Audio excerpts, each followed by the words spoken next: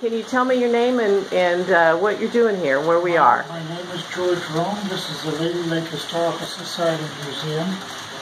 And we have built in cooperation with the museum a layout depicting Lady Lake, Leesburg, and a generic Claremont in the period 1940 to 1960. You say 40 to 60? 1940 to 1960. Okay.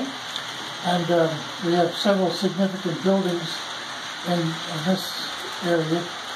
The Methodist Church, which is across the street of 441, was apparently had some foundation problems, and they tore the church down in order to rebuild the foundation.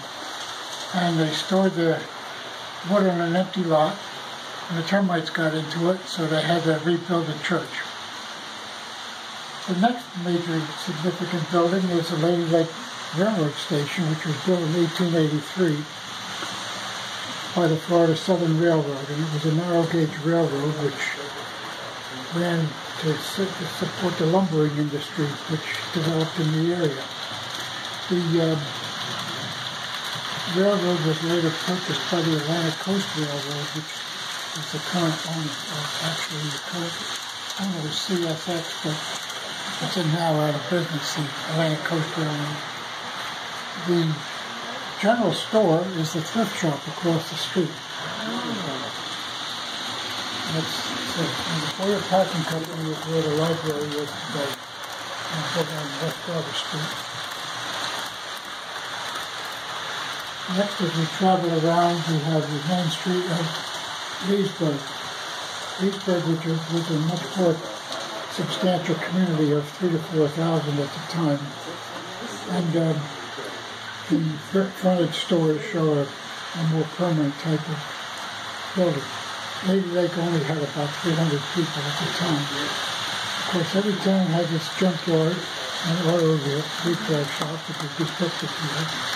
The building in the corner, Swift Premium Meats, we had been given a lot of Swift Premium cars, railroad cars, and we didn't have anything to use them with. But we did some research and found out there was a meatpacking plant up in Buchanan.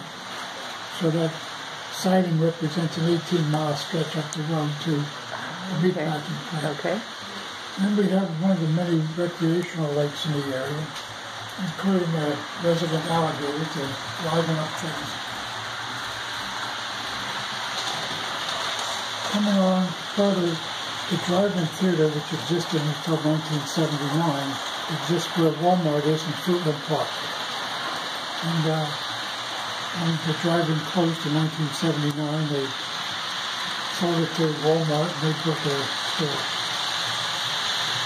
The next thing on this layout is a 35-mile stretch of nothing, which represents the width of my hand. And at the time, there was nothing but scrub pines and nothing, really. But this represents a generic Claremont. A generic what? Claremont. Claremont. Oh, okay. Claremont. Okay. At that time, it was nothing but a large citrus producing area. And oranges were grown. Of course, oranges have to be shipped under refrigeration, so there's an associated ice house. Oh, okay.